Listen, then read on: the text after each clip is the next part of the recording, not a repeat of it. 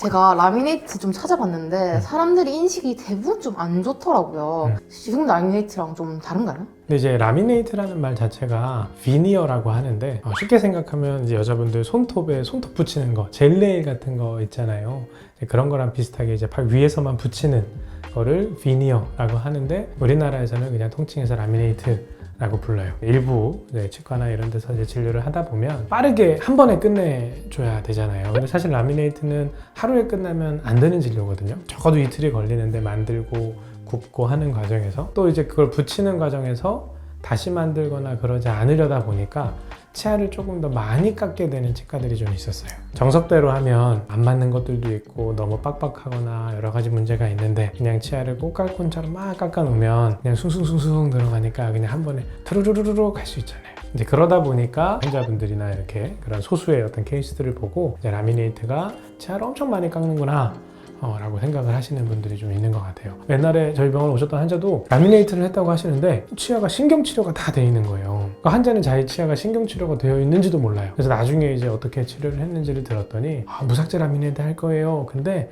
조금 시릴 수 있으니까 마취 살짝만 할게요 라고 한 다음에 환자 몰래 신경치료를 빨리 한 거예요. 근데 그 신경치료를 또 사실 3번에서 5번 환자가 와야 제대로 할 수 있는데 환자한테 신경치료 한다는 얘기도 안 했으니까 정말 대충 하고 이제 뭐 라미네이트 다 다듬었으니까 본뜨고 만들어 드릴게요 라고 했더니 한 2-3년 있다가 안에 다 변색돼서 라미네이트가 막 시뻘개지고 시꺼매지고 그렇게 됐던 환자가 이제 저희 병 왔던 기억이 있거든요. 그래서 라미네이트라는 치료는 우리 손톱에 네일 붙이듯이 치아를 가볍게 다듬고서 붙이는 치료다. 꽃갈콘처럼 깎고 막 안 해도 되는 신경치료를 하고 하는 치료는 엄밀히 말하면 라미네이트는 아니고 이제 그런 건 크라운이죠. 씌우는 건 크라운이라고 부르는 올세라믹 아니면 크라운 신미보철에 들어가는 치료라서 그냥 일부 치과에서 그냥 환자들한테 그냥 뭐 여러 가지 이유로 라미네이트라고 이야기를 하는 게 환자들한테 오해가 사는 일이 된 것 같아요. 환자의 입장에서 너무 궁금한 질문이거든요. 이게 라미네이트를 어떤 치과에서 받는지에 따라 결과도 좀 많이 차이가 날까요?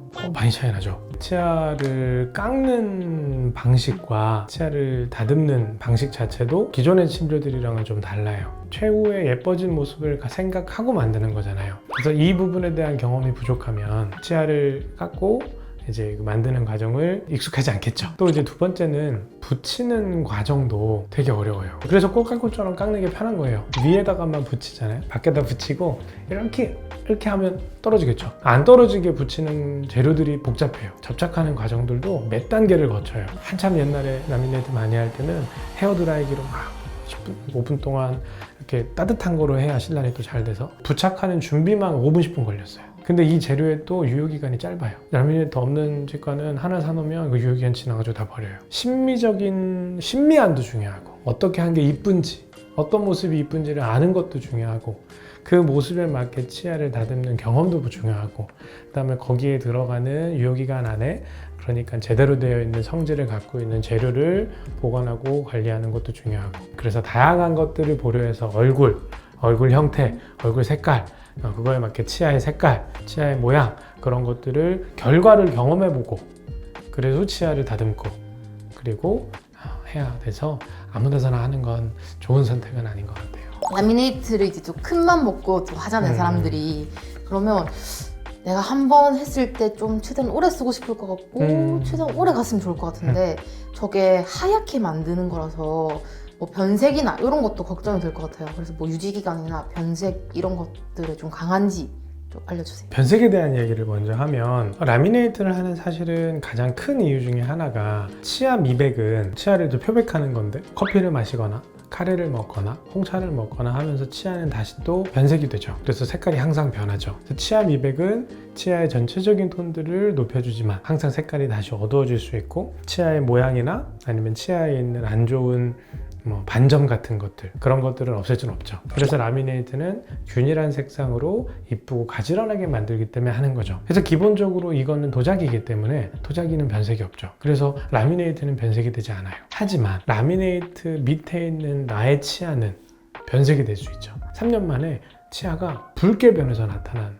환자가 있었어요. 치아 색깔이 검붉게 변하니까 이 위에 라미네이트가 안쪽에서 변색된 거서 비쳐 보이게 되는 거죠. 근데 치아가 변색이 되면 그거는 어쩔 수 없어요. 또 경계선에서 치석이나 음식물이 끼면 거기서는 노랗게 혹은 까맣게 충치가 생길 수는 있겠죠. 그래서 라미네이트는 색이 변하지 않는다. 경계선의 치석이나 충치 때문에 변색이 있거나 치아 자체에 잘못된 치료를 받았을 때 변색이 올 수는 있다. 유지기간은 사실 잘 붙이고 관리가 되면 10년 가까이, 10년 이상 충분히 쓸 수 있는 치료긴 해요. 근데 생각보다 진료를 받다 보면 라미네이트가 한 개, 두 개, 몇 달, 몇 년 안에 떨어지고 그런 환자들도 있어요. 라미네이트를 잘 붙였는데 자꾸 이렇게 하면 떨어지겠죠. 에이, 나는 한 번도 이렇게 한 적이 없는데요. 보통 잘 때만이에요. 환자가 생각하는 이갈이는 막 빠다닥 이게 이갈이잖아요. 우리는 그냥 잘 때 이것도 이갈이에요. 그래서 이갈이가 있는 경우들, 꽉 무는 습관이 있는 경우, 아니면 치아에 균열들이 생긴 경우, 아니면 앞니로 너무 이제 과도하게 씹은 경우, 그럴 때는 떨어질 수는 있죠. 교합적인 부분이나 씹는 거나 이런 부분들을 잘 해서 좋은 재료를 잘 붙여 놓으면 10년 정도의 플러스 마이너스는 충분히 견딜 수 있는 재료고 치료기는 해요.